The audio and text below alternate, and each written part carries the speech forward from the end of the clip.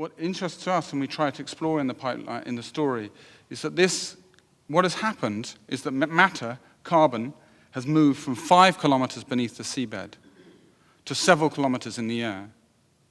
And all it's done is it's been traversed across the Earth. It's moved from the lithosphere to the atmosphere. And it takes, on average, 22 days. It took about 4 million years ago that oil was laid down, and in a split second it's burnt in the combustion engine of that jet plane in a space of 22 days. So essentially all this structure is doing is moving that matter from A to B, from underneath the ground and into the sky. But it's also doing something else, which is extremely important. It's generating return on capital. It's only because it's seen as a structure of capital reproduction that this thing exists.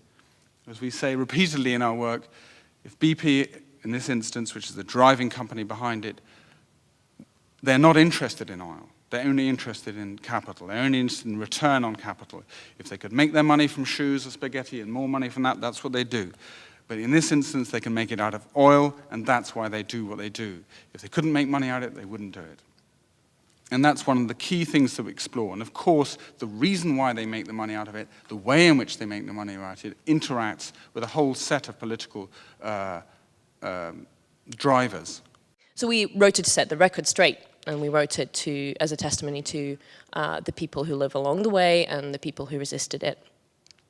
But what we see happening now is that there's a whole new set of pipelines being built over from the Caspian to Europe. It's known as the Southern Gas Corridor, or otherwise as the Euro-Caspian Mega Pipeline, as we like to call it. And what this new piece of infrastructure would do is once again tie Azerbaijan and the countries of the region to gas extraction, once again reinforce the dictatorial regimes that you see around the region, tie them to this pipeline, and at the same time tie Europe to another 30 or 40 years of gas supply and another 30 or 40 years of dependence on fossil fuels and wrecking the climate. That's an important way to understand the rise of oil, because the rise of oil was not just a second source of carbon energy. It was one that appeared to offer very different politics, and one can see that reading the documents, for example, of the Marshall Plan after World War II, or when US planners interested in helping to rebuild post-war Europe, were concerned, among other things, about this very power of organized workers in Europe and the kinds of more radical democracy they were demanding, things like worker ownership of industry or worker share in the ownership of industry. And confronted with this power of the left in Europe, one of the things they argued for was to weaken those kinds of democratic forces by introducing an alternative source of energy, namely oil from the Middle East.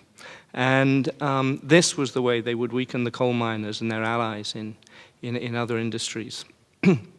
And establish a more corporate, less vulnerable form of political economy in Western Europe. And the largest use of Marshall Plan funds was actually in subsidizing the transformation of Europe from coal to oil. The divestment campaign is a way to call into question the social license of this industry.